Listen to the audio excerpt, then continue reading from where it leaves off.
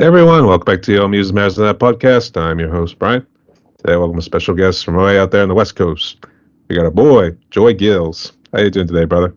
Hey, good man. Thanks for having me on. Looking forward to you're actually the first interview that I've done with Gillsaw, so I'm pretty excited about this chat. I was actually going to say, because I think I saw your post. I think you're got a good number of interviews lined up for this year. Yeah, yeah. First single coming out right next week, and so starting to get. I think we have like four interviews lined up now, with more coming after that. So yeah, so hopefully I can work through any of the bugs here, and we'll see. But yeah, looking forward to the chat. And again, thanks for the time and the platform. No worries. Thanks for responding, too. And also, thanks for sending me that new song, I guess you released. Do you pronounce it Risen in a way? Risen. Yeah, that's right. Yep. Okay. Got to talk about that there in a little bit here, too. But I guess outside of that, a new song and interviews, I guess. How you been recently? What's new?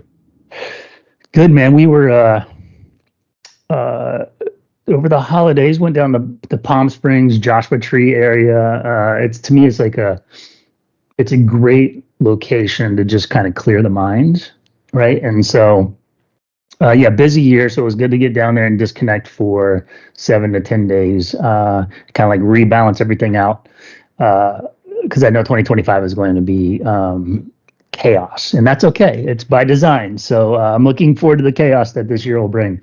But yeah, doing really well. Plus, it's California, and so even when our weather here is bad, it's still pretty damn good. So what's to complain about? Yeah, that's for sure.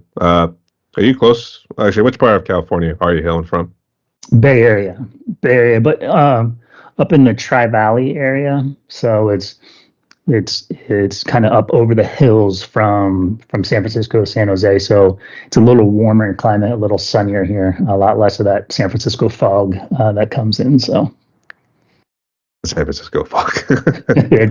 There's a saying that like the coldest winter is a summer in San Francisco, right? And so yeah, so we have very like stereotypical California weather in this place that I live. So. I see. So you get to elaborate more on California here too, just a little bit. But nonetheless, Joel, welcome to my podcast here, brother. And the way it's going to work is to ask you some questions. Let's get to know the man behind the music here too, as well as the individuals as well. So, are you ready? I'm ready. All right. So start at the beginning right here too. So I guess when he was just a wee lad, I guess, how'd you become a musician? And I guess, who are you? Great question. I think I try to answer that question of who I am on a daily basis, right? As most of us do. My passion for music started at a very young age. I grew up around, music always flowing through the house. I had my mom who was really into the pop music of the time, and then my dad who listened to a little bit of the darker, heavier stuff of the time. And so just kind of grew that passion there. Early in life, I played guitar, so I took lessons for a couple years until I got bored with practicing and whatever else, and found other things to spend my time on. And then actually in middle school, funny enough, I formed a rap group, and so I was part of a rap group. Spent a couple of years doing that, which was a lot of fun. And then kind of drifted away from playing music and just was a consumer of music, right? And so really the heavier stuff, started getting more into progressive music as well along the way.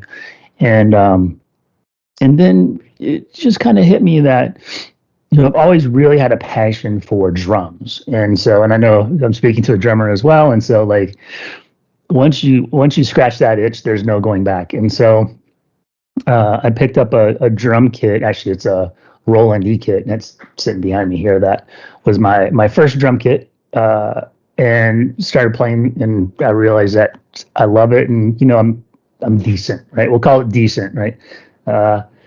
And so from there, it just was spiraled, right? And so then picked up my first acoustic kit, and then upgraded that acoustic kit and have a rehearsal space full of like cymbals and drums and whatever else. And so that's the place where I really find my zen, is sitting behind a drum kit.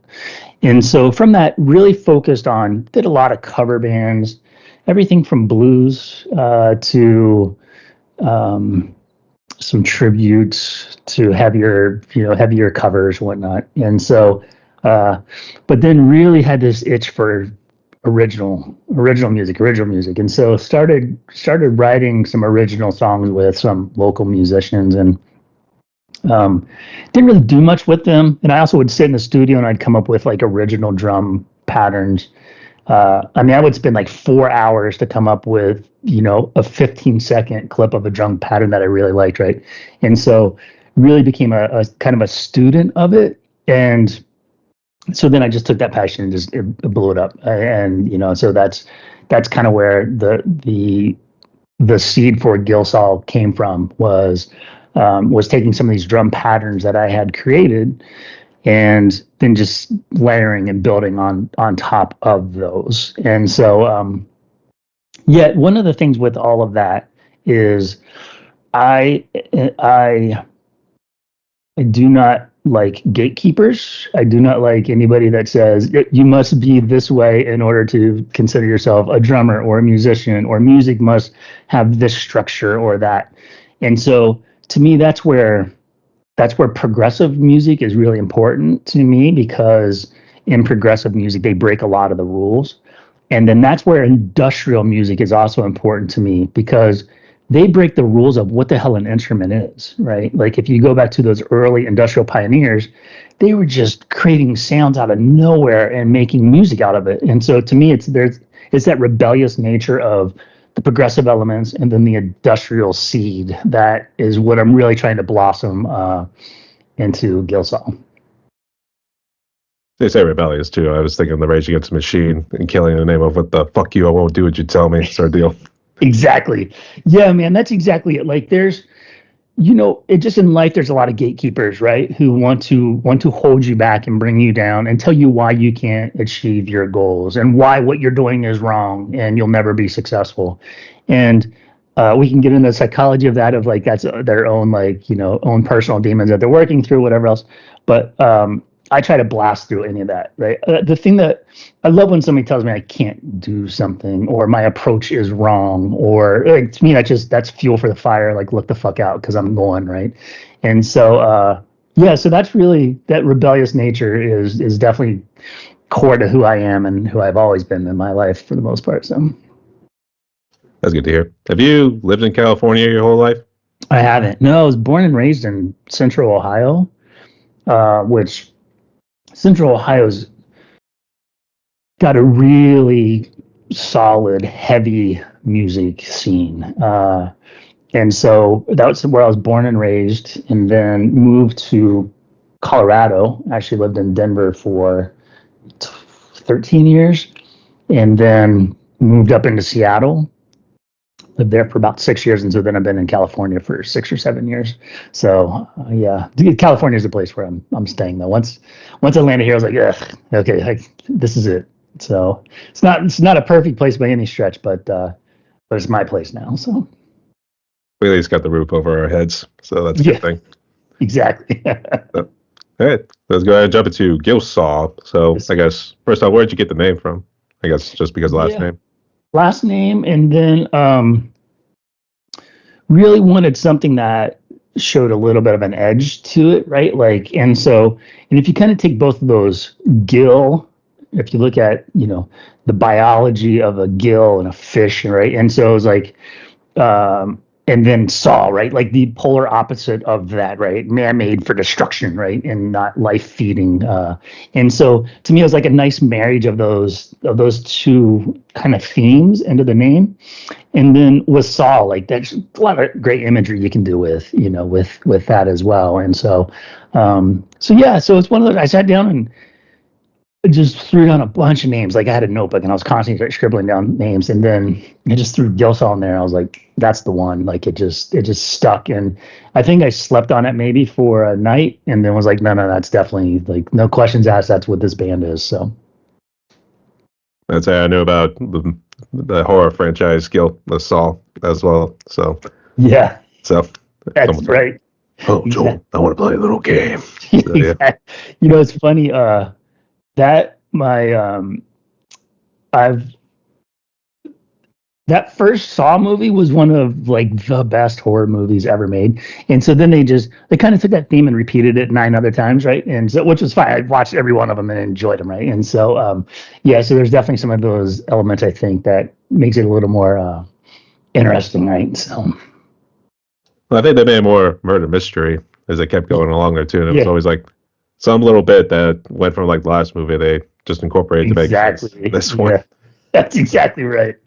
Yeah, and I saw at Christmas somebody had taken the Saw 10, so the X, and then they flipped it upside down and it was Xmas, and I was like, that's pretty cool. So anyway, yeah, definitely like the Saw franchise, but uh, not actually where I got the name from, but there's a nice like tie in there that I'm sure will be used throughout the creative process. So I mean, hey, you can claim credit. So I mean, you can say something like exactly, that. there you So, go. yeah.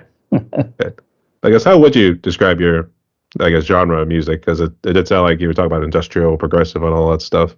Yeah, it's listen. I know no musician likes the labeling with genres, right? And so, but it is helpful for people to understand, like, is this music I would like or not, right? And so, right from the start. And so, to me, there's really four elements that go into the songs that I'm creating with Gillsaw.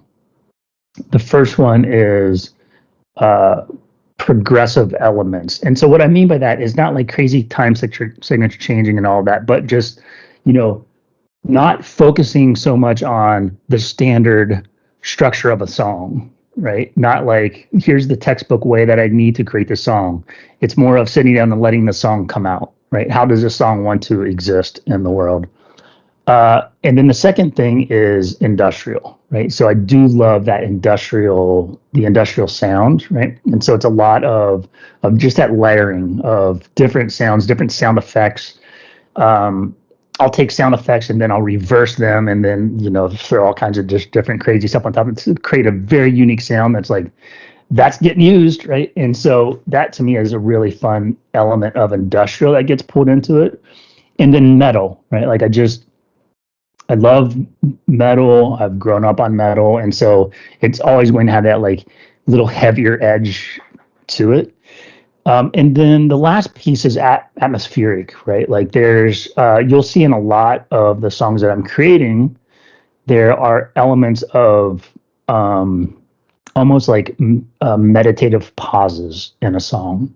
And so I really like a lot of new age music. And I think if you apply it in a way that's like a palate cleanser in a song, then it like really brings in the hard edge at like towards an ending of a song. Like it just makes it hit that much harder, right? It's almost like a moment to take a breath in a song. And so, and I do have some songs that are a little bit more of that more ambiance and atmospheric than heavy industrial. But I'm always going to lean more on the heavier industrial size of it. Now that being said, I do have an album that I'm working on. It won't be underneath the Gilsaw name. That's going to be just atmospheric. It's just going to be, no vocals, none of it. It's just going to be a mental journey. And so I do have an outlet for that. If things get a little too new agey out, I throw it in that bucket for that future endeavor. So A little psychedelic experience, to say the exactly. least. No, it's exactly right. Yeah, I grew up with listening to a lot of Pink Floyd, right? And so there's a lot of that that's in me as well. And so, but too much of that is I'm very I'm clearing my head what a song is versus something that's not Gilsaw. And so if it's not Gilsaw, then I'm putting it in these other buckets for like future consideration. So Well, I did say heavy too, so I mean, you got to represent the Bay Area that's with all the exactly heavy right. metal, so all that stuff. Oh, for sure, man. Like my the studio that I rent for where I make all of my noise. I mean, I'm in my little home studio here, but my really loud studio with the big kits and whatever else. the the owner of that was actually in Testament, right? And so yeah, so it's like big thrash metal scene here in the Bay Area. And so, thrash metal doesn't come into where I'm going with Gilsaw, but and inside of that studio, there's I don't know 24 bands or so that play there.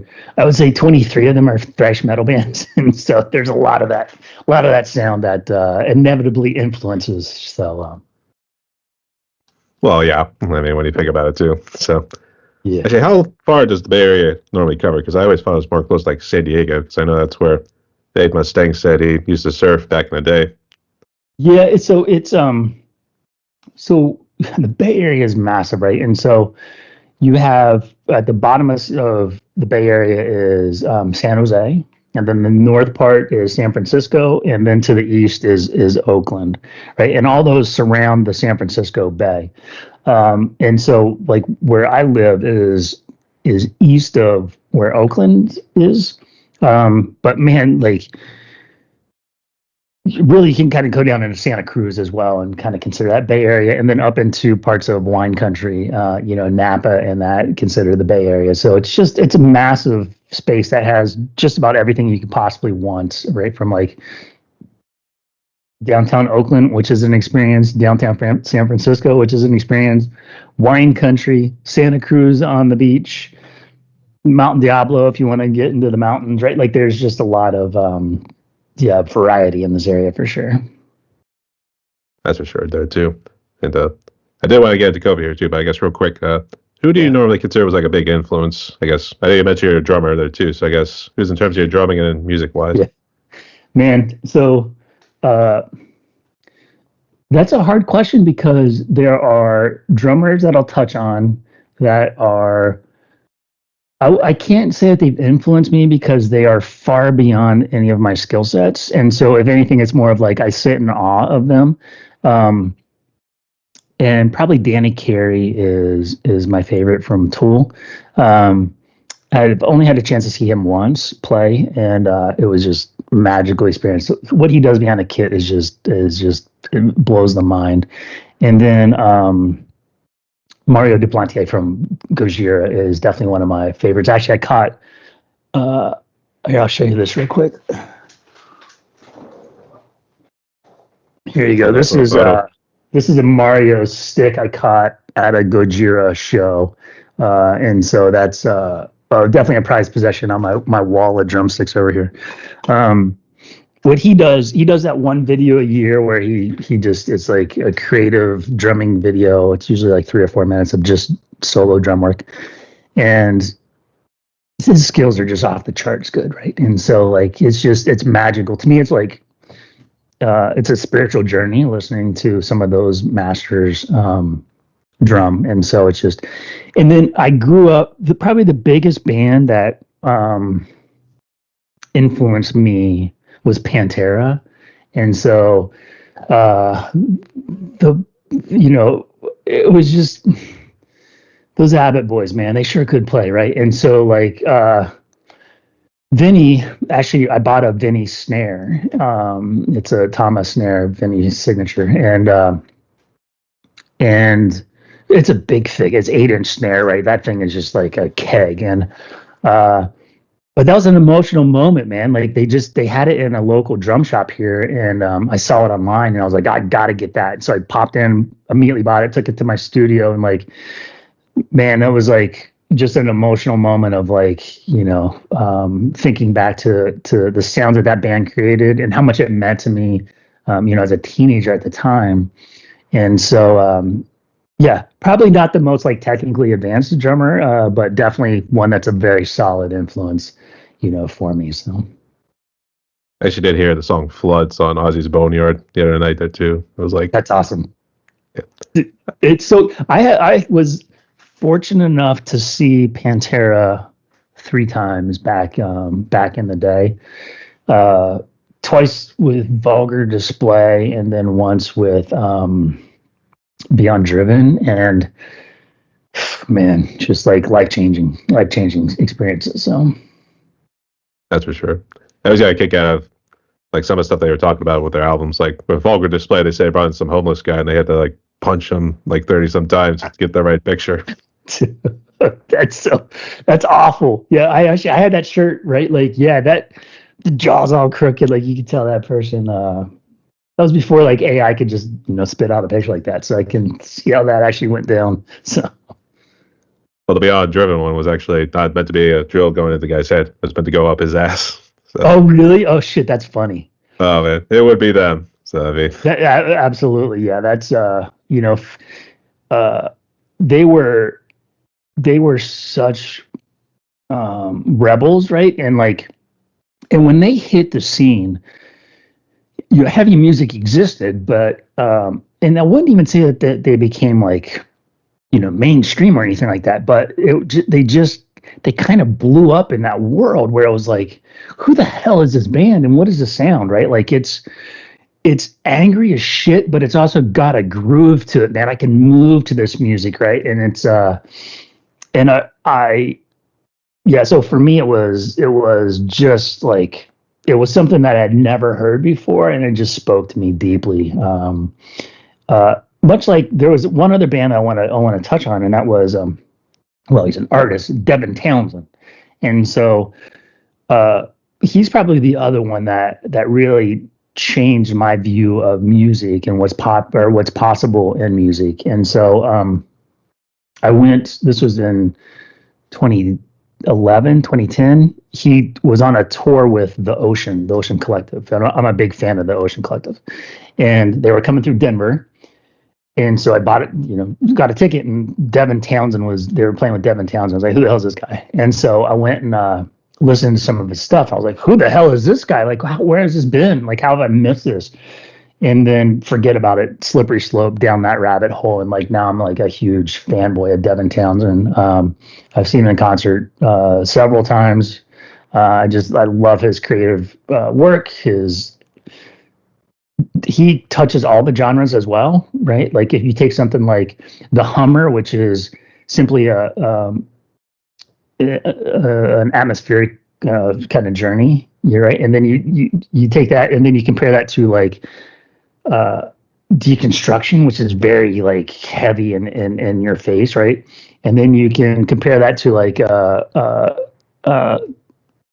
some like Empath, which was one of his newer albums, right? And they're all just so different. And then you take Casualties of Cool, which is like haunted country music, right? And so you're just like, where the hell is this guy going? Where did he get these ideas from, right? And so that's to me was, yeah, man, you can just let creativity flow, right? Like, fuck the rules, man. Again, gatekeepers, right? Oh, you can't do that. You can't do haunted country. You're a metal guy. Yeah, fuck you. I'm going to do what I want, right? This is what's coming out of me. And so, like, he just broke the rules, and he's done a great job with it. So, like we said, Rage Against the Machine. So yeah, exactly. That's exactly it, man. That's exactly it. That's for sure, though, too. I always get a laugh when I hear Townsend because I keep thinking of Pete Townsend from The Who. Oh, yeah, sure. Yeah. So I'm sure there's no relation between him and Devin, but... Mm-hmm. No, Devin is... he was... Steve Vai, guitarist, like, virtuoso, and Devin Townsend was actually a vocalist on one of his albums, and that's kind of where he got his start. But yeah, he's definitely a little different than the Who. That is for sure.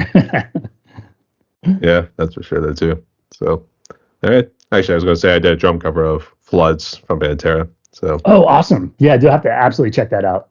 Yeah, actually, I threw in some visual effects, so I had to make it look a lot cool. Because the thing that kind of stuck about it was normally near the end, Vinny doesn't really do much, so I kind of threw in like a little, I should say, quote unquote, drum solos just to kind of add to it. Yeah.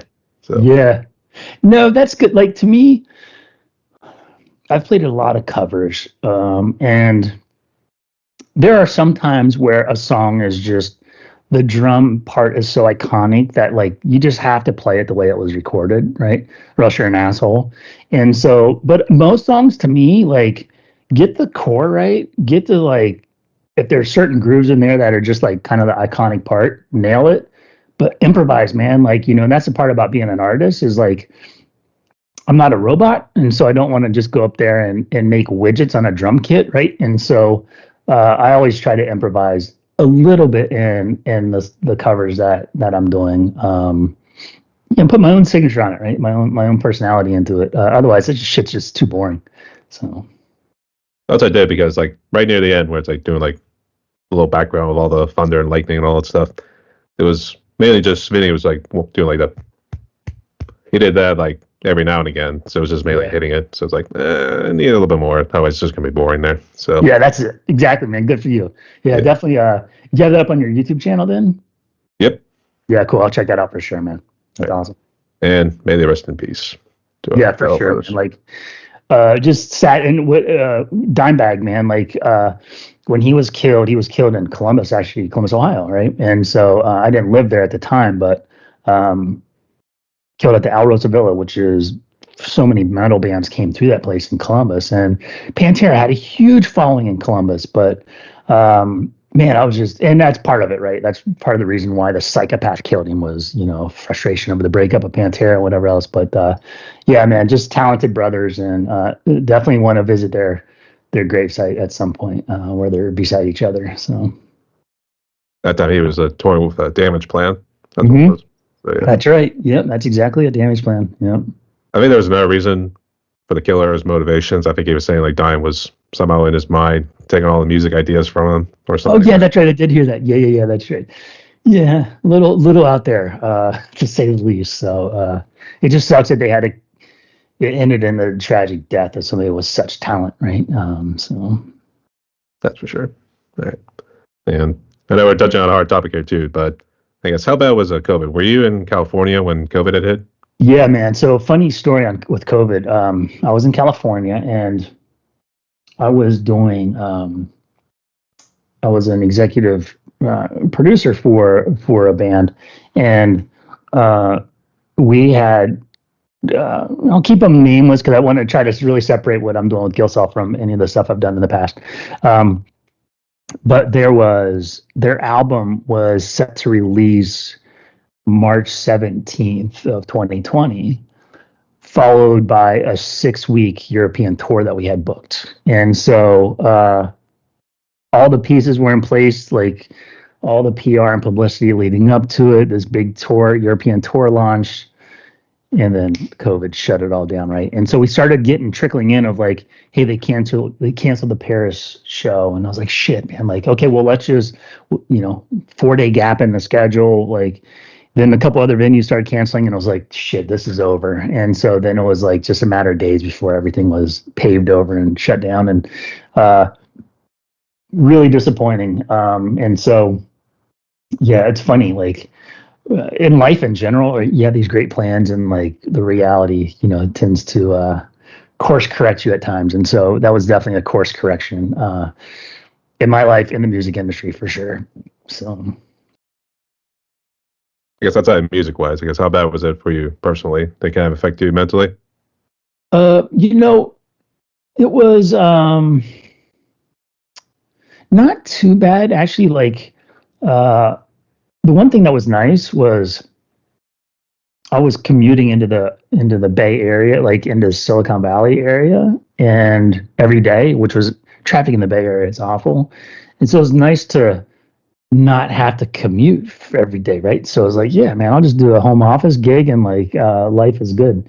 Um, so that was good. I'm glad that I had that ability to do that. But yeah, I mean, it was definitely one of those where I was glad when it started freeing up, right? And now the funny thing is, like for me, in the past, like I would see shows that would come up on the calendar, and I'd be like, shit, man, do I really want to go see Primus? It's like a Wednesday night and whatever else, and and now I'm like, dude, go! Like you never know when those things are going to be taken away from you, right? And so I try to use that as motivation to take advantage of life, man, and the moments that you get in life, because you get one go around at this thing, and the tomorrow's not promised to anybody, right? So It's almost like overnight, and it's night forever. So yeah, that's it. Actually, that was from Impractical Jokers, which kind of has a dark meaning to it, even though that's a joke. So nice. Anyway, I guess were you and your family okay? I don't know. You're married, have kids, and that sort of stuff. Yeah, married, kids. Yeah, yeah, they were. No problems, man. Like it was, uh, the house got small, right? Like, yeah, yeah. The homeschooling was not a whole lot of fun. And so like some of that was a challenge, right? My oldest was actually in college at the time, and so we brought him home, and so kind of moved back into the house and whatever else. So yeah, it was but it's we we adopted a dog and a cat during that time, and like and so we made the best of it. And so yeah. Good man. Hey, guess you and your family were safe there too, in all seriousness. So good to Yeah, have you along here for the ride here, Joel. yeah, there you go, bro. Yep. And actually, this still ties in with COVID here too. But I guess how's the Bay Area been? It kind of sounds like it's a little bit of a triangle now, so we should call it like the Bay Area Triangle now. Yeah. Um, the Bay Area is a weird place right now, right? Like it is, and man, you're going to hear it when the Gillsaw EP releases. There's a lot of this that's in the undercurrent of the storyline for that EP, and hopefully we'll have a chance to touch on that here in a bit. Um, the If you go into San Francisco, the drug epidemic is alarming, right? And so and it's sad. Like to me, it's not. I don't go down there and feel unsafe. If anything, I feel empathy, right? I feel like some of the sadness of the human condition, some of the byproducts of the toxic soil that we have a society are trying to thrive in, right? And it's cards are stacked against many people, and so you go down there, and it's just like some people can go down there and they get angry, right? Hey, look at these bums and whatever else, and like it's not me. I look at it and say, yeah, like sure, they've made some bad decisions along the way, right? Like they're not pure victims by any stretch, but there's a lot of this that like we as a society have caused, and so to me it's sad, and what it's done to the city is sad as well, right? You can't just go into San Francisco and like, yeah, let's go grab a dinner and go shopping. Like that doesn't exist. That does. You can go down to like the Fisherman's Wharf area, right? A little more touristy, and have some of that. But most of the places, it's just everything's shut down, right? And so, and me being the type of music that I listen to, those bands are not playing at the big places, right? The big venues. Most of them are smaller clubs, right? And so in like the Tenderloin district, right? And some of these really hard pressed areas. And so then it's like you venture into these areas late at night, and um, it's sad is what it is. And it's the Bay Area is also weird in that you have that storyline of this inner city turmoil and fentanyl addiction, and then you juxtapose that with some of the Silicon Valley opulence, and it's there's bubbles, man. There's bubbles in this city, in this location where you know um, to me it's I try to see the big picture of it all and not live inside of any of those bubbles, but man, they exist. People put up there like, no, like everybody has these multi-million-dollar homes and million-dollar jobs, and a driveway full of Teslas and whatever else, and that's just the way it is. But that's not the way it is, right? But there's just a lot of bubbles in this city, in this area. But that being said, we love the area, right? There's a lot of great people here, like where we live. It's like the perfectly boring neighborhood that we live in, right? Which is funny because some of the shit that I'm creating here in my little studio is like, if my neighbors, like, they would not, they no way there's no way that came from you, right? And so it's not, you can find your niche here, right? And find a very comfortable, thriving life as well. So That's good to hear. I would say.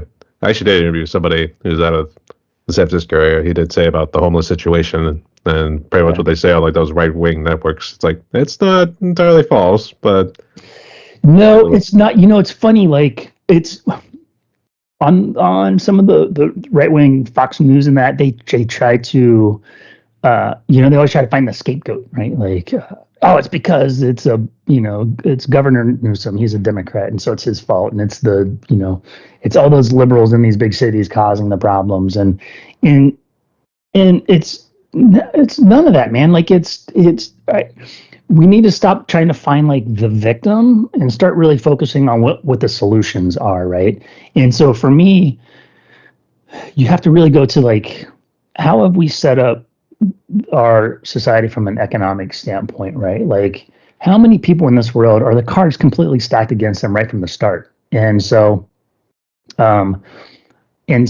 like the drug use, the homelessness is a byproduct of what we have created as a society, as an economy, right? And all of us have blood on our hands from that regard, and it's not like this one Democrat's policies. And I'm not saying I side with Democrat policies either, right? But like, it's always that like back and forth, the bipolar finger pointing, and it's like, both you two, shut up, like get the fuck out of the way, and like let's all the real people in the middle kind of work through what are some like practical solutions. How can we truly like revamp what we view as society and what we accept as society, and how can we lend a hand to those in need versus point the finger and ridicule, right? And so anyway, sorry that I'll get on a bit of a soapbox there, and I don't want to do that, but yeah, so there's my thoughts on that. So no, it's good to share. It's always good to get people's 2 cents on it as well here too, because I think it's gotten a little out of control these days. And I know you're talking about 2025 here, and we're already in it. So yeah, we'll have to see what happens. Hopefully, it's not as chaotic as we're hoping it's going to be.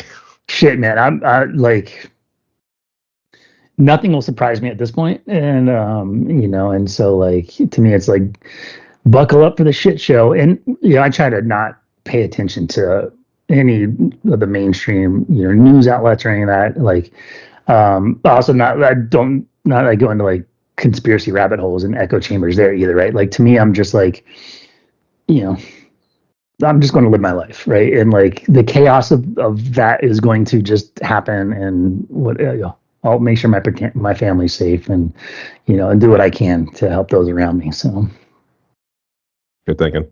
So, and I know I'm kind of jumping ahead here too, but I guess, would you say trying to maintain your mentality is probably a big challenge when it comes to making music? Mentality meaning, I guess more so like mental health. I probably should say mental health, I guess, in terms of like the chaos you're hearing going around. I know we talked about mainstream media and all that stuff. Yeah. It's funny. I was actually just talking to my wife about that, about mental health this morning, and how important it is to pay attention to your mental health. And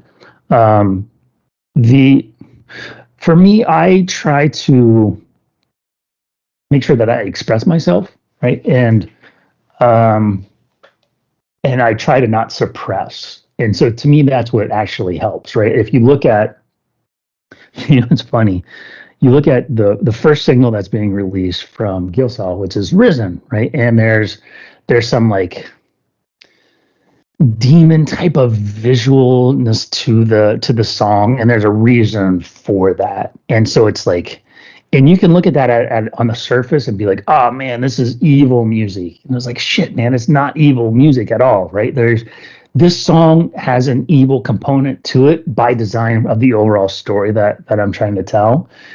But now when I'm writing Risen, when I'm doing the visuals for Risen, yeah, man, like I'm tapping into some like, I don't want to say evilness, but like some of the darker, thoughts or whatever, motivations from the inside, and I'm getting them out, right? And so once I get them out, then it's like, okay, purge that out. And so to me, it's just healthier to do that versus like, oh no, I've got these thoughts and maybe they're dark and and I'm just going to suppress them, because to me, then they just get stronger and bigger and they become a filthy beast, and then they find their way of getting out, and like, fuck that. Like, that's when you really unleash some bad shit, right? And so to me, it's like, yeah, let's go and write a song, Risen, and let's just like kind of dump some evilness into it, right? But then there's another song that I have that is it's called Bombay Way, and it's the last song on the EP, and it's really just about like empathy for those and struggling, right? And so like then as I'm writing that song, it's like an emotional journey for me from an empathy standpoint, from like a sadness standpoint, right? That doesn't mean that I'm a sad person. It doesn't, like to me, it was just like, no, as I was writing that song, those are the emotions that were coming out of me at that time. And so, yeah, to me, it's like, I use it as that outlet, right? Where it's like, and then I get it out and then I'm boring. Like I'm the most boring person you ever meet in your entire life. And that's okay by me, man. Like, because yeah. So to me, this is part of therapy for me is actually the creation of music and finding artistic outlets, right? So I was gonna say definitely therapeutic, the way you're kind of describing it there too. So for sure it is, man. Like it's when I was in high school, I was a really big artist, right? Like I was pencil drawing was my real forte. And actually, I originally went to college for art, and that was, and I struggled with like anger in that when I was in high school, but man, I would get into the art room, and that's where it would all kind of come out, right? And I would get it all out onto the paper or the creation that I was coming up with, and it was just that therapy, like rebalancing, is really important, and so. I'm glad that I have the outlet that I do. So that's for sure. I was like, try to do some sort of Da Vinci sort of picturesque paintings or something. Yeah, yeah, yeah. For me, it was again mostly the pencil. Pencil was definitely the. I actually have I was just thinking. I don't know where I have it, but I have a sketch pad that that I have that I'll just sit there and I'll just draw like just so like hey there's something that's brewing inside of me and I got to get it out on the paper and nobody's ever seen the drawings, right? Like I don't think that's true. Maybe like my wife and kids have seen them at times, but to me it's just like no, I just need to get it out and put it on paper and whatever else and then put my notebook away, right? And so yeah, so anyway, so art's very important to me, and it's a shame that it's really hard for artists and society today to actually make a living at it. And the music industry is in shambles from making a living standpoint. Like I said, I was just down in Joshua Tree, and Joshua Tree is that whole area, Yucca Valley, Joshua Tree. It's just filled with artists, right? And so some of these pictures that I have back here, I just picked up in Joshua Tree as well.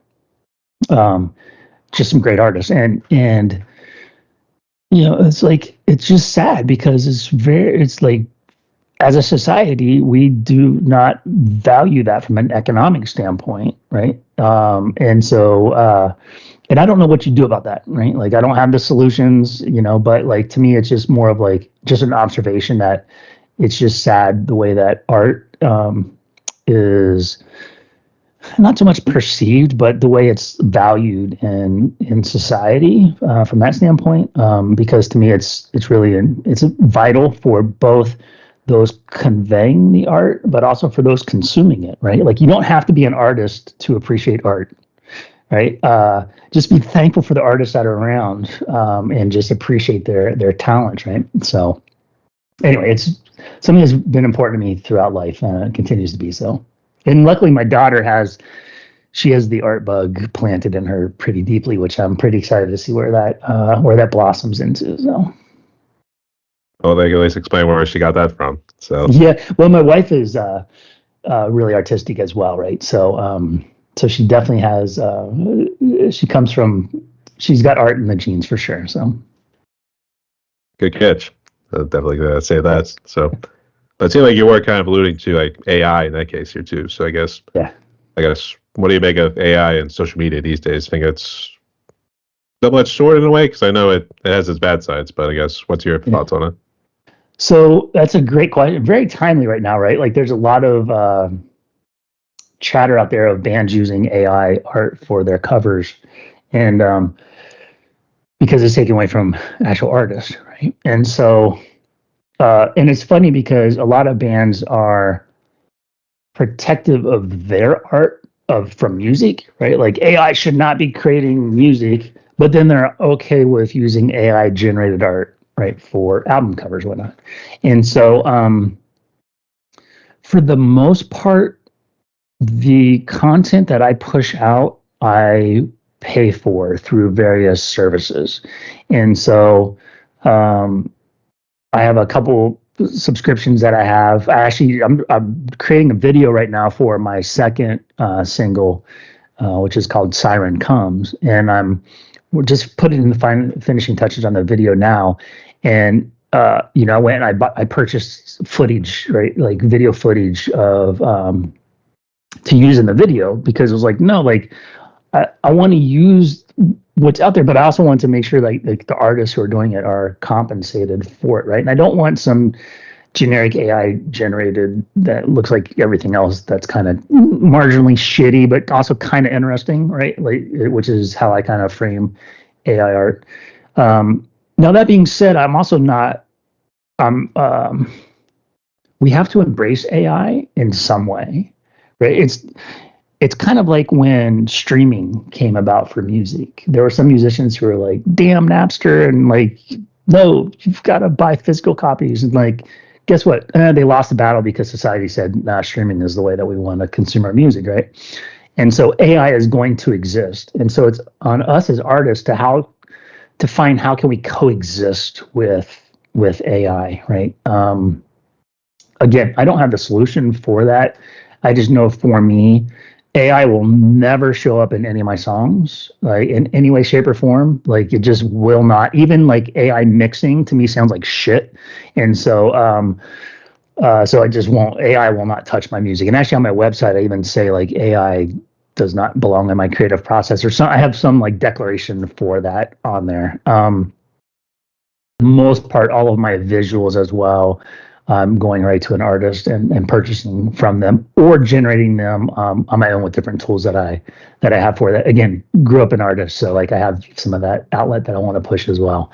So yeah, so I'm not dogmatic where it's like AI is all bad, but also it's not all good, right? And so there's somewhere in between. I will say this though, closing thought on AI is there are times where, not for songs, I would never use AI to create lyrics for songs, because then you become like, you're not an artist, you're like an editor, and I don't want that, right? I want to always be the artist.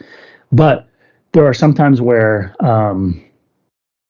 here's a great example. I just submitted my next single into my distributor this week, and so then I had to go through and write a proposal for different playlists, like, hey, here's why you should add this song to your playlist.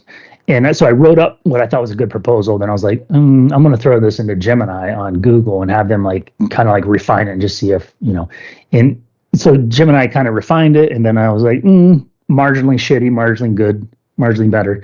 And then I kind of went and edited that again and used that for my letter. Right. So again, how do we embrace AI? Because it will exist, and it is a tool that can be used for good, right? But we have to also be very protective of the creatives in the industry, because if you're not careful, then it's already hard to be a creative. Now you let AI do all the creative work for us, like we're all just going to be drones, right? And like that sounds fucking dreadful. So.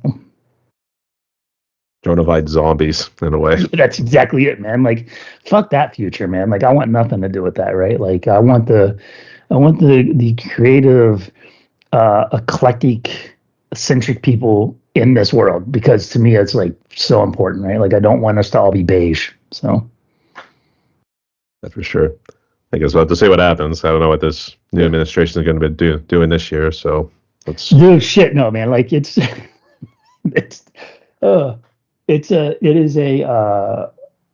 is like a poorly written dystopian sci-fi adventure that we're a part of, right? And so like there's sometimes where I'm like, oh, fucking get me off of this timeline. Like I want to jump onto another timeline that has a different narrative going. But yeah, man, like I try to have the right attitude about it, where it's like it's out of my control, it's out of my influence, right, for the most part. And so like I try to just, not let it consume me too much. So, and it's hard because like my kids, especially my daughter, she does like to consume a lot of that, right? And she consumes a lot of that rage of like, "Oh, I can't believe that this, that, and the other thing." It was like, okay, take a breath, like, think through like where are you getting your information from, and what's their compelling reason for feeding it to you in the way that they are, and what is in your control versus out of your control, right? And so like to really take that like balanced mental approach to it. And it's fucking hard, man. It's hard for a full-blown adult, let alone an 18-year-old who's just trying to learn life, right? So That's for sure. I think it seems like the dystopian Terminator is actually starting to make its move now. So. Exactly. That's so, and it's funny. A podcaster did a review of Risen, and posted the review. And that one of the things he said was, he was like, "Risen is a song that I can envision the Terminator listening to as he's like eviscerating society," or something along those lines, right? I was like, "Oh, that's perfect, man. I love that. I love that like visual that he came up with on that song." Yeah, speaking of which, actually, you can tie this in with this question here about the gear that you use. So I guess go ahead and talk about your single, and I guess what gear did you use to make the magic happen, as well as your EP? Yeah, man. I've used everything from. I always start with drums, right? And so like every song that I create starts with drums, and it mostly starts from in my acoustic studio, working through grooves. And so I have a really nice DW kit there that's like, I love my kit so much. And like, so I just sit down there and I'm always buying like little bells and whatever. Like it's just, I just love like the sounds that can come up from that. And so I generally will build some sort of structure on my DW kit, and then I'll come in to my home studio here, and then I'll work on it on my E drums, and then I'll usually MIDI that into like some type of software to go and like kind of like play with some of the sounds that are coming from the drums. And so then I just start playing around with all, like I have sound files of different sound effects that then like for like movie sound effects, right? And so then I'll kind of take those and start layering those in here, like, hey, for this kick pattern, like on the one, I really want this like cryptic explosion, right, to go into there. But also like I don't want it to have like a really long decay. I want to have like a fast decay, right? And so like I'll play around with those, so it's real punchy, right? And so I spend a lot. And then also like I'll use things like this, right? And so like I'll come in and I'll use this little microphone here, and I'll throw on some bongos, and I'll sit there and I'll play around with that, and I'll create some sounds on my bongos, and then I'll throw those into Reaper or whatever else, and play around with it on Reaper, and play around with the sounds and tweak them around a bit. And then I can't remember all the programs that I have with different synthesizer sounds and sound effects, right? So then I'll just kind of go through there and say, what are some of the sounds that then I want to layer on top of this, right? And so I always start with the drums, and actually I've written on my board, my thought process from it is I start with my acoustic drums, E drums, and then programmed MIDI drums. And then I'll do some other percussions, right, like the bongos. Then I'll layer that on there. And then I will generally come up with very simple bass lines or very simple guitar riffs. Some of them I'll use an instrument for, some of them I'll just program in, right? It just depends on what the song's kind of calling for.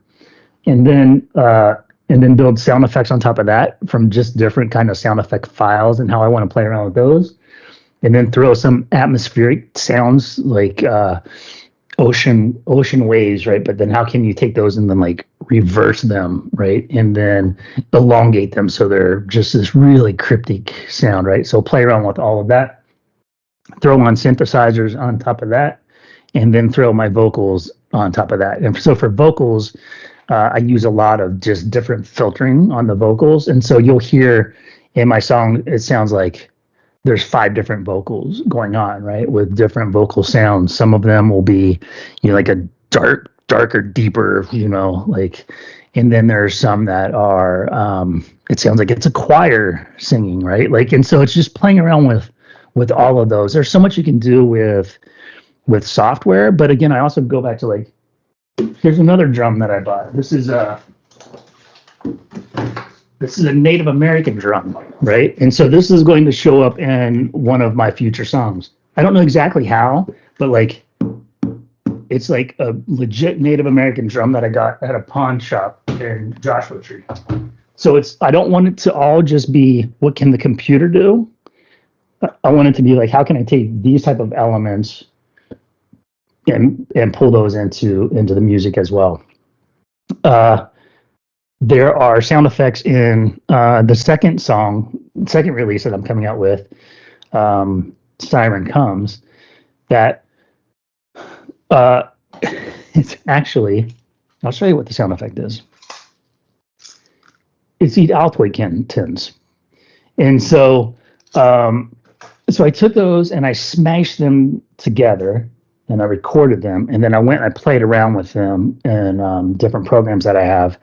And I just created the sound where it was like eerie. It was just an eerie sound, almost like chains dragging, right? Like and I was like, I fucking love that sound. And so like, it's prevalent through the entire song, right? And it's like, it's fucking Altoid tins, right? And so to me, this is what makes an instrument. To me, Altoid tins make a good fucking instrument for a song, right?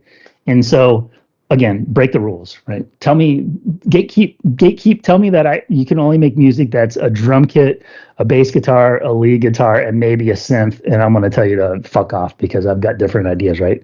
And so I just want to always break those rules. So, these are breaking the rules. Actually, we should say the Judas Priest breaking the law. We should say exactly, man. That's exactly it. Like to me, it's those gatekeeping rules, man, where it's like it doesn't benefit you, man. Like it just stifles creativity, and fuck that, man. Like let it out. You know, it's brewing in you, man. Get that shit out, right? And so, yeah. So anyway, so that's kind of like the laundry list of different things that I use for it. So that's pretty cool, actually.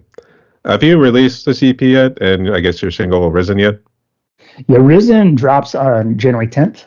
And so that'll be the first, that'll be the debut. And so then I have Siren Comes, which will drop on February 7th. I haven't even begun pushing that one yet. I want Risen to drop first and give that like a week or so before I start kind of pumping up Siren Comes.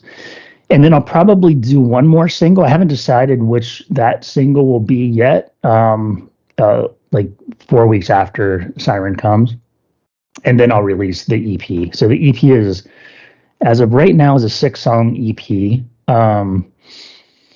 I think it'll be titled Fog Watch, but I'm not totally sure yet. I'm kind of wavering on the title, but I would like to. I'll walk you through Fog Watch if you're interested, kind of like what the story is for it. Yeah, sure. Go ahead. So Fog Watch tells the story of a man who kind of descends into madness.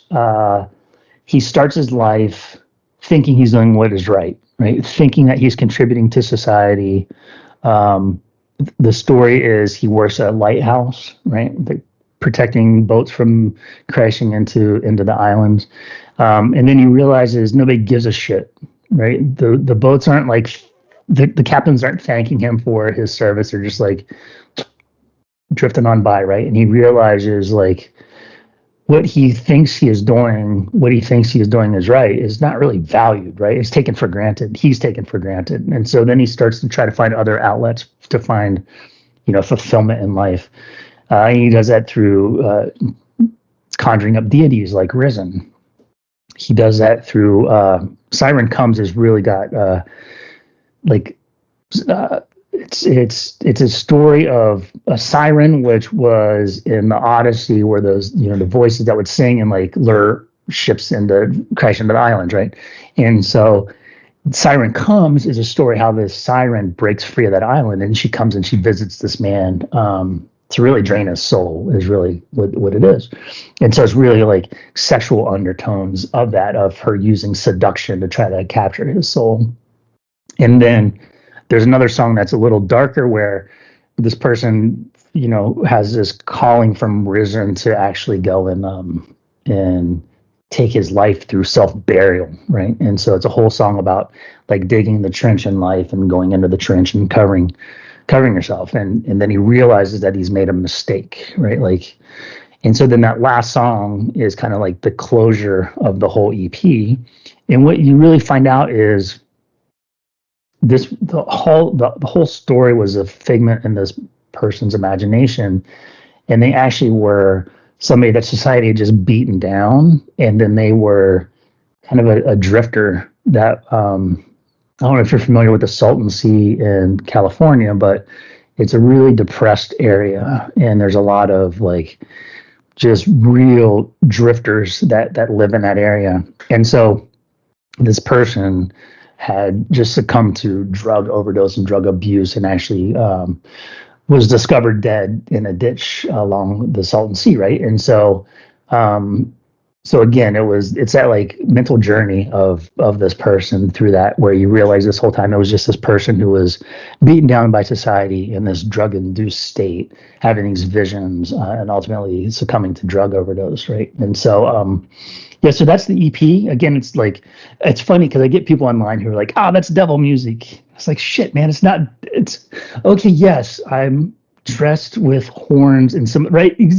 Okay, I get it, right, but it's far from devil music, right? Like there's a much deeper story here, right? That I'm trying to tell. But also I don't try to win people who are like, it's devil music. It's like, it's not for everybody. Move on, right?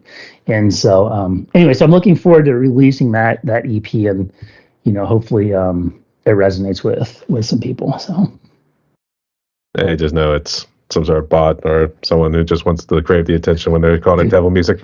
I'm like, then DSI must be some holy Christian music, to be honest, right there. So I'll tell you that much. So. Dude, it's so funny. I had so I'm learning how to properly use some of the advertising vehicles that are out there. And funny story, I did a post right at New Year's talking about how the new year has risen, right? And it was promo for Risen. Well, the bots thought Risen, obviously he's talking about Jesus Christ. And so my comments, I had 20 comments from people just saying amen, amen, amen. And they were all bot generated, right? They were looking, find a post that talks about Risen. Obviously they're talking about Jesus Christ, and let's post in the comments, amen.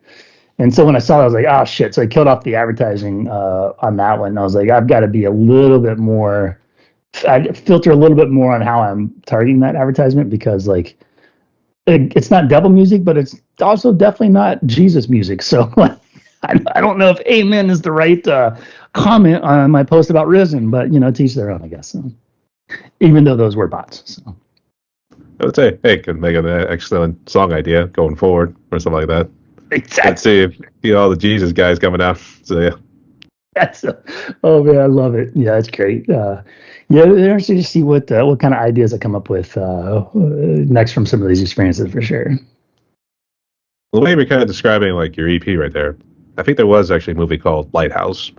I think Daniel Defoe was in it. Yep. And was that where the idea came from? It maybe subconsciously, yeah. For me, the purpose of Fog Watch from an idea is that the fog is actually the fog of society, right? And so when I came up with the idea, I was like, I want something dark that is like, I don't want to say incriminating on society, because I'm also not like everything's fucked. Like I'm not that type of person, right?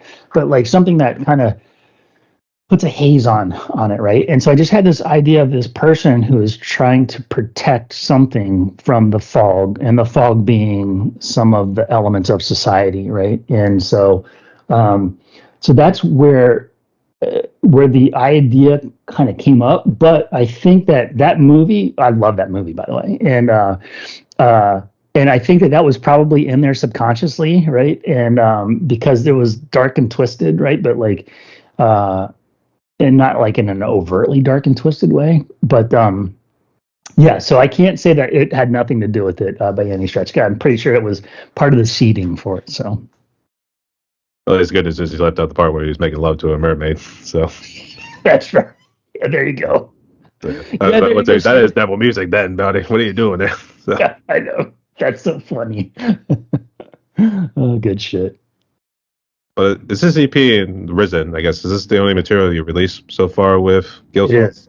Yep, it is. I will have, I think, uh, well, so I have notes and ideas that keep getting captured, right? And I can see a whole other EP being created that's just centered around the antics of Risen, right? Like to me, like that may be a character that I need to explore a little bit further, right? And kind of purge some stuff out.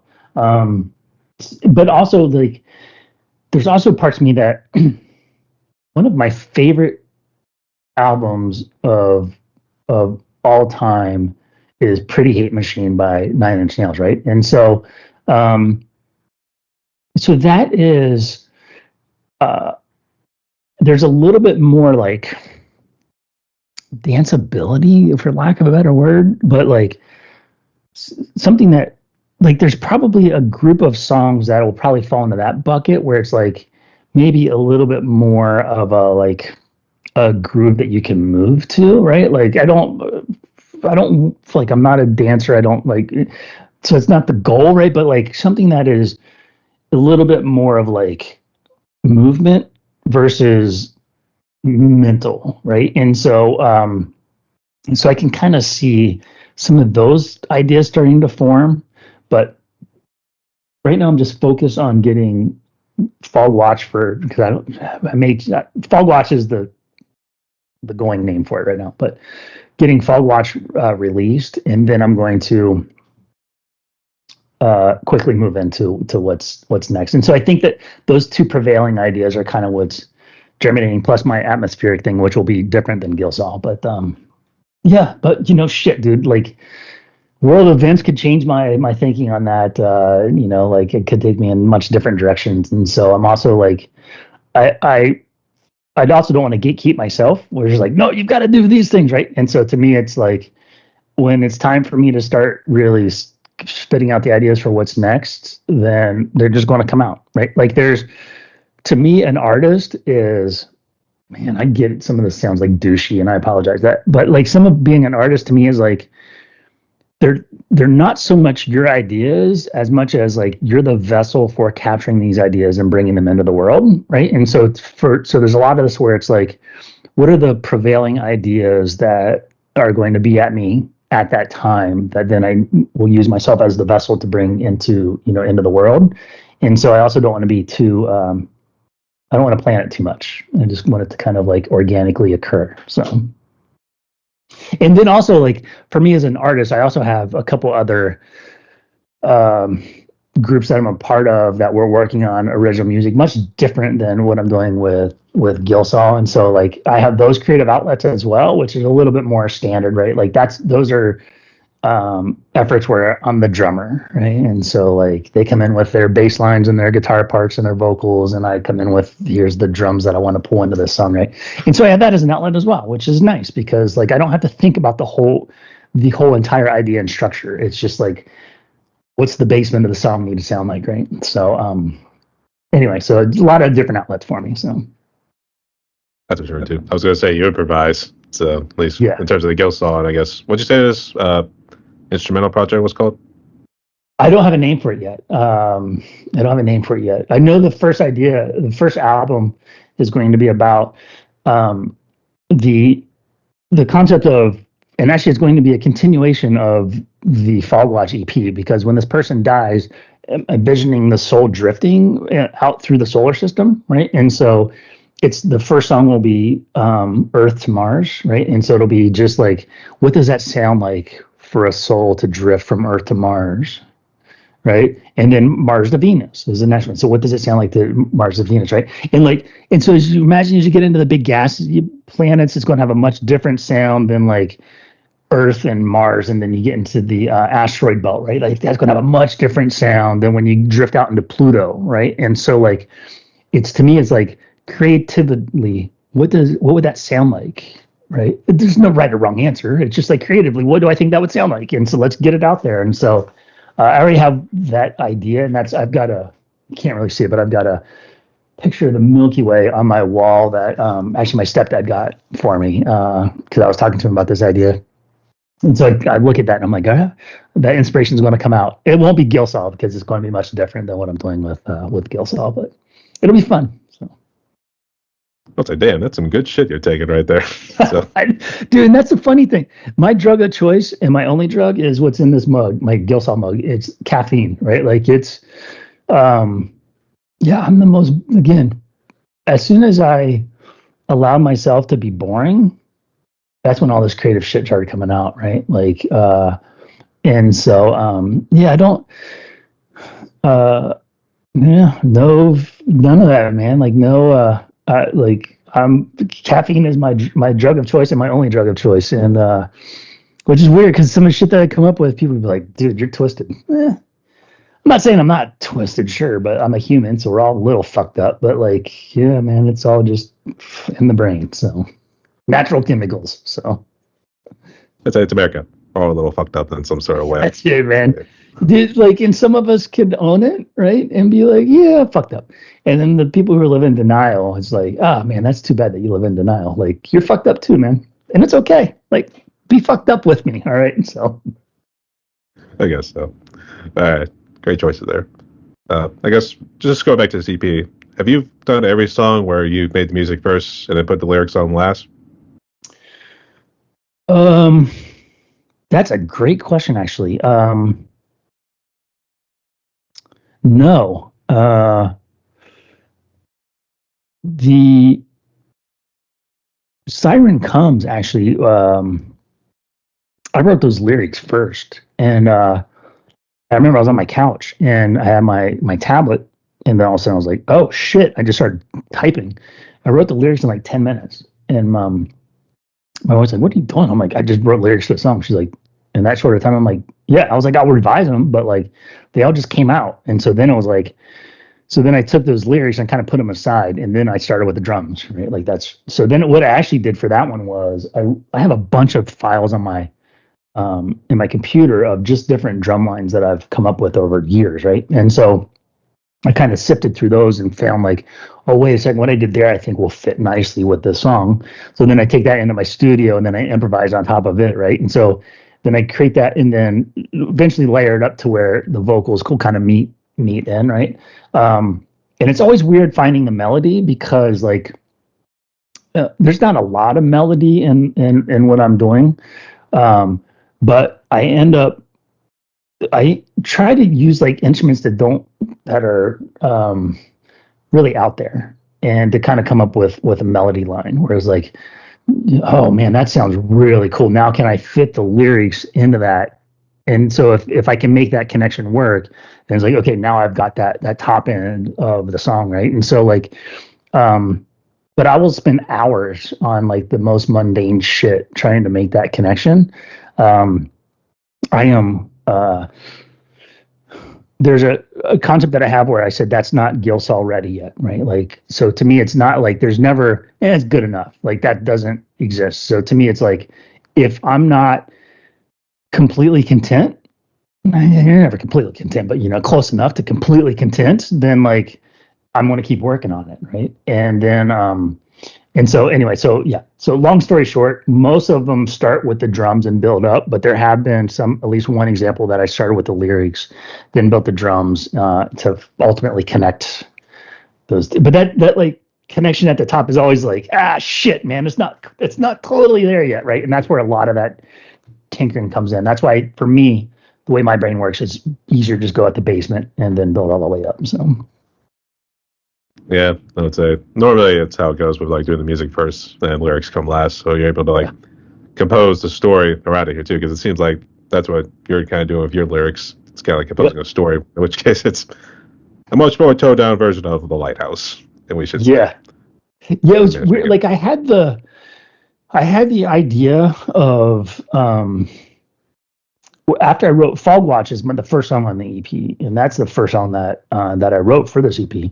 And once that song was written, I wrote, then that's like when all the creative juices came out, and then I knew what I wanted the next 5 songs to be, right? And so I knew I wanted a song that was talked about like seduction as a tool, right? I didn't know anything about what the song was going to be, but I knew that existed. And then it was like, okay, but I needed to.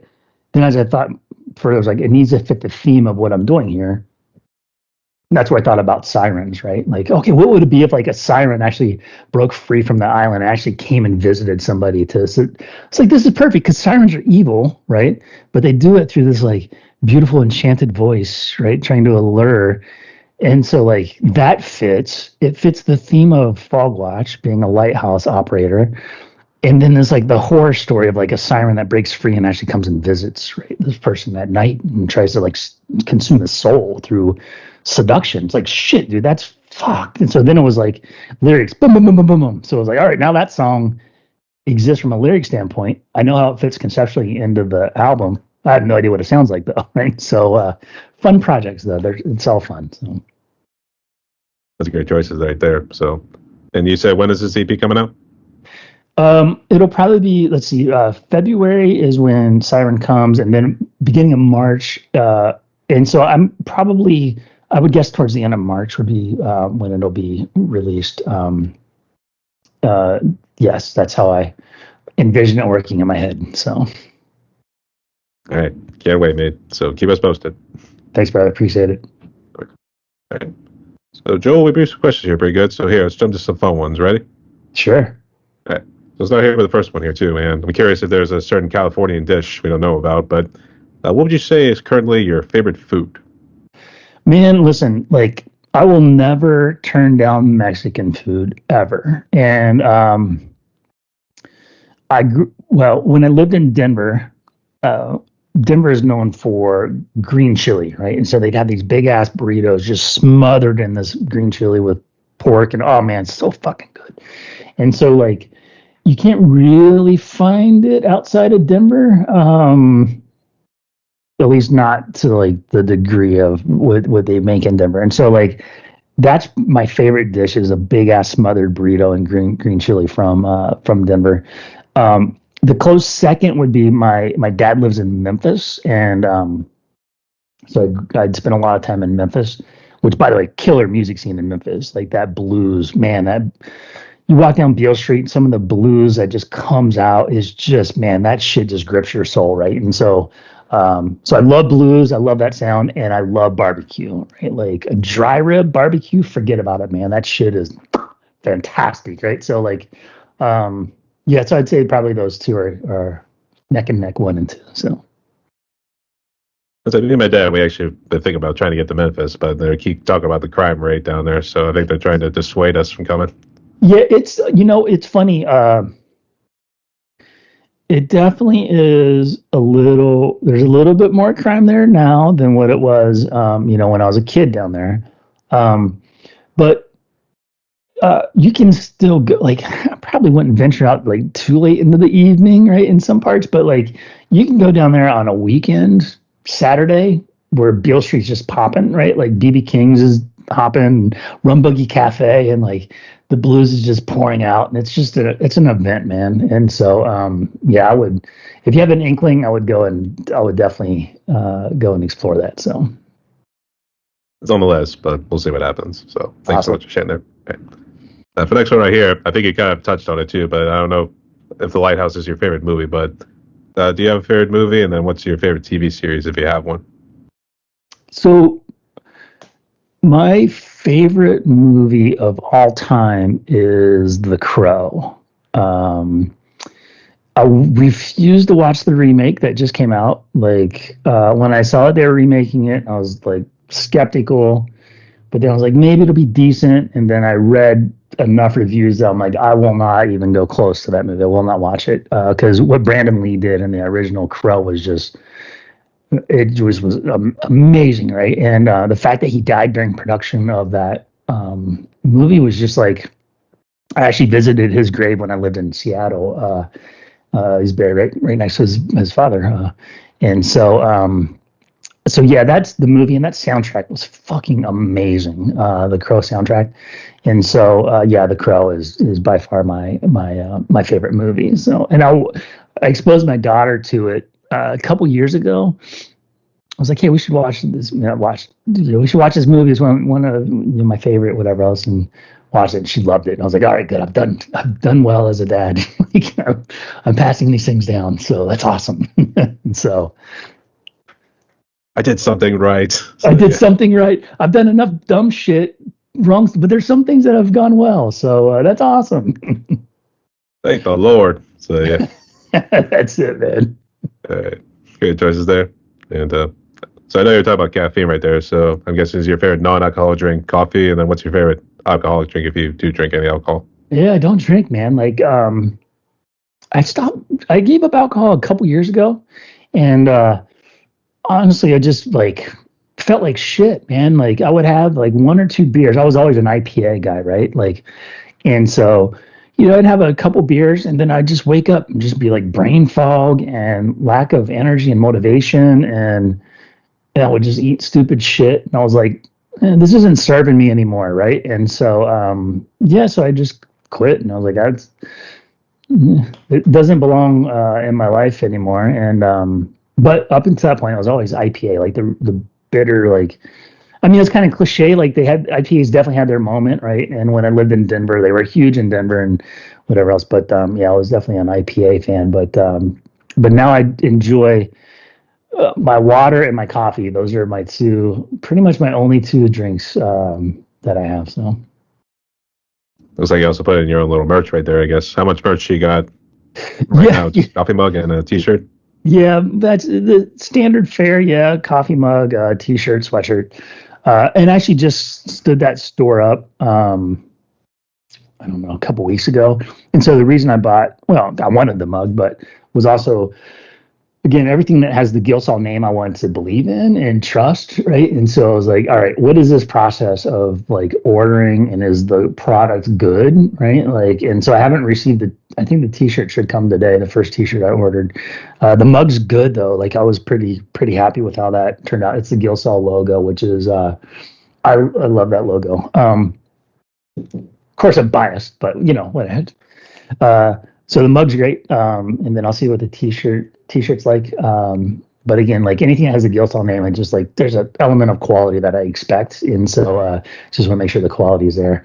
I probably won't push the merch through social channels too much, right? So it's more of one of those where it's like, hey, if somebody likes some of the shit that I'm pulling together, and they're interested in grabbing a t-shirt, like it's available, right? And so for me, it's like the money is absolute secondary. Like to me, this is about the passion for music and creation, right? And also like speaking to people, right? Like the music that I'm writing is a little, I don't want to say it's like heady and deep where it's like you need to like it's a homework assignment to understand it. Like it's not that, but also like I want there to be storylines that speak to people that make them feel like, hey, somebody's listening to me, right? Somebody is like is advocating for me in some way, shape, or form. And so, be it from like a mental health, be it from a a plot in society, right? That they just feel like there's an advocate here, and so to me, that's the most important thing. Like if somebody buys a T-shirt, killer. But most of it is like, do you like the music? Did it speak to you? Awesome. And it won't speak to everybody, and that's also okay. I don't give a shit, right? If it doesn't speak to you, cool, man. There's what 120,000 songs that get loaded to Spotify a day. I'm sure you can find songs that speak to you, and and that's okay. So. In which case, thank you for the stream there, buddy. I'll take that nice half a penny right there. So. Exactly. That's right. Exactly. That's right. You're one click. So. Actually, I was thinking back to the Tool song. It was that song "Hooker with a Penis" is like "fuck you, buddy, give me $1" or something. Oh, dude, yeah, absolutely. I sold out long before I sold out to make a record, right? Like, I'm the man and you're the man too, right? So you can put that fucking finger up your ass, and that's such a great. I love Tool so much. I love Maynard. I love his lyrics. That's another one that like his lyrics are meaningful in ways. Now that song "Hooker with a Penis," right? Like you see the title and you're just like, what the fuck is this? But it's actually like there's deep meanings to that song, right? And so but yeah, that's exactly it, man. Like, I love it. I was actually just singing that song yesterday, man. So that's such a great Tool song. Of course, there's so many great Tool songs, but Actually, I thought he was getting like real deep the first time I was seeing it too. With I don't mean to get like real touchy on it, subject too, but like child trafficking and that sort of stuff, or yeah, somebody who's on the prostitute street, or even a trans person who's actually a hooker in this case. So, yeah, so I thought he was yeah, going that far, but it was good. It was a good thing right there too. So I mean, yeah, for sure. Maynard is you talk about somebody that doesn't give a shit. Like um he just doesn't give a shit, and like he's like real dichotomy too, right? Like he's got his vineyard, right, where he bottles wine and like real like whatever hoity-toity, but then yeah, but then he also wears like a pink mohawk and a brassiere for shows, and right, so it's just like he's just all over the place. I love it, their creative energy. So dresses up as a preacher afterwards and tends to bring out that southern dialect afterwards. exactly, man, he's great. And again, Danny Carey is such a magician on the drum kit, and like you marry those two together, and like I just yeah, it's just Tool is just one of my favorite bands of all time for sure. So, and I'll watch Danny Carey, like being a drummer yourself. He has a video where he's just doing rudiments, right? And like rudiments are like super important. Also, it's like for me, I'll speak for myself, not the most exciting thing in the world to do is sit down and plow through rudiments. Some people get off on it, but like, and I just watched him do rudiments and I was like, Jesus Christ, man, this guy is so incredibly talented. Like, that is crazy what he has done right there, right?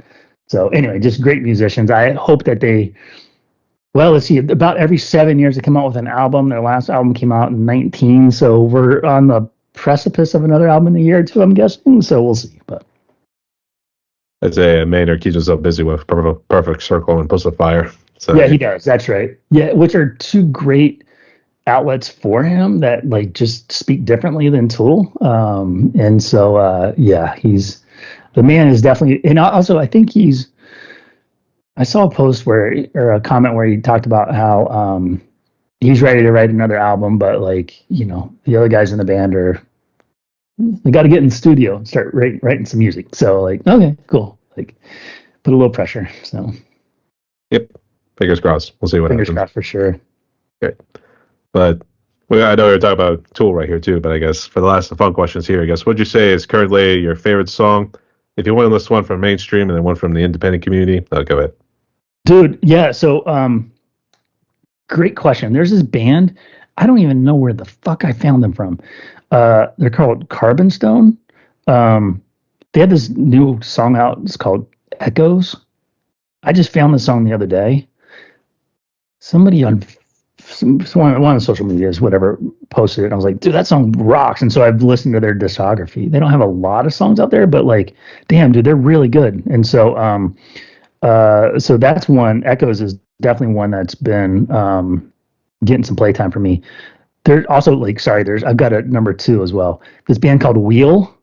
They're out of, I think, England, and they have this song on. I'm pulling it up now on their latest album called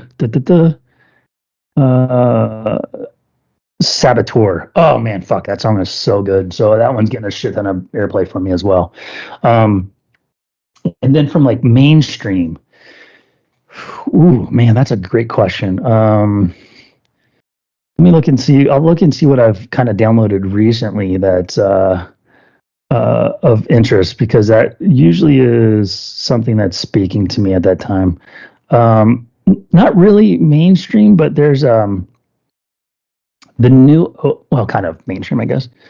Opeth, the new Opeth album is amazing because Michael went back to his kind of heavier, vocal, a little more growl, and which I'm surprised because like I thought he like physically couldn't really do it that much anymore, but he threw it out there on the album, and I was like, hell yeah, man, that's nice to get like some like, people call it the old path and the new path, right? And so like some of that like old path sound in there, but so that album is a little more mainstream than the others and is definitely getting a lot of cycle play for me. So I can say he definitely still had the growl because they actually came to my neck of the woods in Pittsburgh, and they were touring with Mastodon and this other band called Chemist, and he still had it. I mean, I was surprised he played some of his old stuff. He actually did Deliverance. No, that's awesome. Fantastic. Oh man. Yeah. And Ghost of Perdition too. Oh man, that's dude. Funny story. When I lived in Seattle, there was this the gym that I used to go to, and they had this system where you could play. You could choose songs to play inside of the gym, and I would always pick an Opeth song, and I would find the longest one. They have a lot of songs, like some of them are like 15, 20 minutes long. And so I'd pick like the longest Opeth song and play it. And then they ended up removing Opeth from the options, which I was really disappointed. I don't know why they would have possibly done that, but what do you know? But yeah, they are a band that's like all the different sounds that they've come up with, right? From the heavier growl to like some of the real proggy stuff that they come up with in their last handful of releases. Some of the work that Michael has done with Steven Wilson, just really incredible, just like fantastic musicianship. And like, I just love to put on an Opeth album and just let it take me on a journey, because that's really, I view their music as like a journey. It's not like a bite size. It's hard to do bite size Opeth. Like to me, it's like sit down and consume the album, right? So. I guess I got tired of listening to Blackwater Park so many times. Dude, Blackwater Park is that's so amazing. Yeah, it's yeah, for sure. And that was actually Blackwater Park is one that I would throw up in the gym. So actually, funny enough, they actually did one from that album, when the concert I went to. But he said Blackwater Park, but I thought that was the song, but it was actually the Drapery Falls. Drapery Falls, yes, that's the one. Yes. Such a great tune. That's the one that I think has pretty decent runtime on it, if I remember correctly. All of them kind of blend together, but yeah, that's and honestly, for me, it's not one of their most popular albums, but the Watershed. I love Watershed. The first time I heard Heir Apparent, where it goes right from Coil into Heir Apparent, and it just hits right, and I was like. That was actually one of the first Opeth albums that I really spent time with. And so anyway, yeah, I love that they touched, like, because there's some atmospheric stuff with Opeth as well, right? Like there's a lot of like journey in their songs, and then they just like throttle you with, some of the just like the most brutal sounds, right? And so like it's fantastic. So I was born in the wrong country, I think. Like I think I needed to be born in Sweden, because like so much of what I listen to comes out of Sweden, where Opeth and Meshuggah and Avatar and like all these great bands that have come out of Sweden. And so like yeah, but anyway. Be born in Gothenburg and see In Flames and all them boys. Oh man, for sure, dude. I absolutely, before I die, I want to do a trip through that part of the world and just go and like just absorb, right? Like, and so yeah, because to me, there's a lot of the roots of what is modern day metal. To me, the modern day metal that I enjoy, a lot of those roots came from that part of the world, right? And so like, and it's because it's like dark and cold and shitty, right? So like people are like, sit inside in the dark and write angry songs. I don't know, but like I want to go and see like where did this come from? So yeah, it's on my bucket list. You go to Memphis, I'm going to go there, and we can share stories on how the adventures were. So at some point. Yeah. Oh. That's my doorbell. So. Oh, but all right. All right. But all right. So Joel, we're down to one more question here in my podcast right here. Before we jump into it, would you like to ask me anything or say any final words before we jump into it? So like, yeah, just, since you have your thumb on the pulse of the music industry through your podcast, by the way, thank you for what you do, right? Like there's, these platforms are very important for musicians as well as consumers of what we're doing. And so like, it's all this is thankless, right? Like it's just like you do it because you love it. I do it because I love it, right? And so I just want to thank you for that, right? Like thank you for allowing me to come onto your program, right? Like, haven't even released my first single yet, right? So it's really to get have a conversation like this before is really, it means a lot. And so I definitely appreciate that. And so I think the question I would have, since you are in the industry and you have exposure to a lot of kind of the trends, like what do you think is like the prevailing trends in music as we go into the next, year, a couple years? What are you seeing out there? You're saying trends, you mean more like different genres, that sort of stuff, or like what people are doing? Yeah, that's right. Yeah, like what from a sound standpoint, even from like just from an industry standpoint as well, right? Like, things are going more like towards like was more festival driven than right. Like, just kind of just in general, just kind of what are you seeing in there? How like AI, is that kind of the trend that you're seeing? Just like kind of your perception of the industry. Well, from what I've seen with all the interviews, it looks like we're still trying to keep like the festival stuff because I know a friend of mine out of Iowa who's trying to put like this nice little festival together, which they're asking for $35,000, which is really a pain in the rear end. So he's been putting it together for some time. He's got some guys coming out of the UK as well as some from Texas who are like in the punk rock scene. He's a punker. So there's still that. I think really people want to try to get to the shows, but at the same time, it's pretty tough because they have to work the multiple jobs to make ends meet so they can keep the roof over their heads and everything else. So it's a little bit tough. But in terms of sound wise, it's a mixed blend. I mean, it's not just like one particular genre like what you were talking about earlier. It's a whole array of things. Even though some of the metal ones I've seen, it's still metal in a way, but then like they'll put like a little progressive spin on it there too. So it's like changing like every minute or so. So Yeah, interested to see where it goes. So we'll see what happens. I love it. I just saw a video. Rick Beto, I think is his name. I think I mispronounced his name, but anyway, he just did a video on how music is really genre fluid right now, where it's like because back in the day you were force fed whatever the major labels would feed you, right? And they wanted everything to fit in a nice little tight compartment. So it's like here's your metal options, here's your pop option, right? And now those have been blown away. Like I said, 120,000 songs uploaded to Spotify a day, right? So it's really a choose your own adventure in music, right? And so which can blessing or a curse, right? It's never things aren't black and white. It's mostly life is in the gray, right? So it'll be interesting to see how that shakes out in years to come. So Yeah. So fingers crossed. We'll see what happens. hopefully some good shit. The thing is, like 120,000 songs, you got to sift through a lot of really shitty music to try to find those nuggets that like mean something or sound, in a way that you want to hear. And so that's where the work that you're doing and others as like that front line is really important, right? Because like you sift through a lot of that to say like, hey, here's something that's worth a bit of attention, right? And so it's a big job. That's for sure. So, all right. Anything else? That's it, man. All right. So here's our last question goes here, Joel. So given what COVID has done, obviously you were pretty blessed. Doesn't seem like you were impacted physically, and I know maybe it was maybe a little bit mentally involved or something like that, but it's good to see you are doing well there. But for those musicians, people, because I know you're talking about people in San Francisco you felt empathy for, but I guess what's your message of hope? Would you get to those musicians and people so they can try to move forward with their lives? Yeah, I think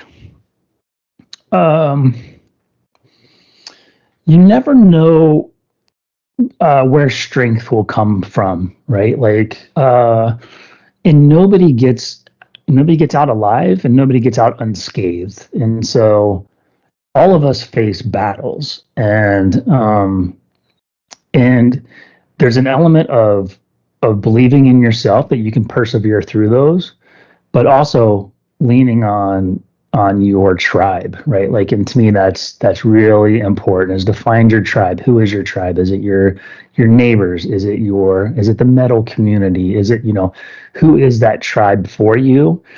And not be afraid to lean in, right? And lean on them and ask for the support where it is needed. And then the other thing is to me, there is an element of making sure that you pay it forward, right? And so because life is a struggle, but it's not a constant struggle. And so when you're in those periods of time where things are feeling a little bit more paved, a little bit more smooth, then like what can you do in that moment to lean in and help those around you, right? Like, and so to me, it's I always try to find that balance of both providing and helping as well as leaning in and consuming, right? And so like giving energy and receiving energy, right? And so but it, man, this is life is a symphony, right? Like it's the ebbs and flows of it, and it's, you know, and so we all have shitty days, man. We all have shitty periods of time. We all have shitty years, right? And so like just like it's important to don't take it on, try to go solo, and just know that there's people around you, and find that tribe, right? And so and then if you're part of that tribe, make sure you help those in that tribe as well. So For sure. And spoke like a true prodigy. I love it. I always like to close out with that Pulp Fiction quote. So Love it. That's great. all right. Well, thanks so much for sharing that, Joel. It does really mean a lot. Yeah, man. Good stuff. I appreciate the time, Brian. No worries. But we have reached the end of the podcast right here. We have talked a little over an hour and 40 minutes. But can you just tell the audience what social media you're on, as well as if you want to give any shout outs? Yeah. So mostly Facebook, some Instagram, and then YouTube. And it's all Gillsaw Band. Right. So at Gillsaw Band. And then my website is Gillsaw.com, and that kind of shows the gateway to all of it, right?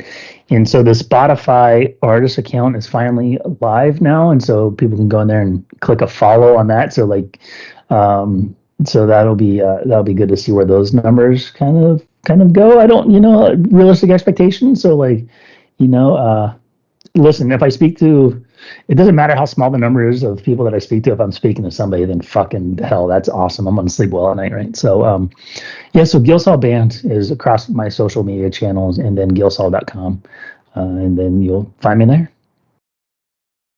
All right, sounds good. Did you have any shout outs for anybody, or any final words you want to say before we close? I'm doing there's a radio program that I'm going to do a takeover on next Friday, the day that my song was released. And so I'll have more details that I'll pump out on my social media channel. So if people find me on there, it's going to be an hour of like my favorite songs. And so I'm pretty excited about that. I'm working through the list now. And so, so stay tuned, because that's going to be fun for me to be a DJ for an hour. So, so more to come there. DJ Gillsaw. Let's go, brother. Yeah. Hey, that's good. Awesome. But good luck out there, mate. But to close out like this, everyone, my guest today was Joel Gills, aka Gillsaw, hailing from the lovely state of California. A little Californication, we should say. So, all right. But he's part of his own group, Gillsaw, so make sure you go hit him on all socials, all streaming platforms, everything here too. He's got a new song, Risen, it's coming out soon, next week. Is that what we're saying? Yep, January 10th. All right. So from here, so make sure you go check it out. Let's go help our brother out there too. So, Joe, thank you again so much for what you do out there, mate. So keep doing the good out there. So you stay safe and stay strong. Rock on. Thanks, brother. Appreciate it, man. Y'all.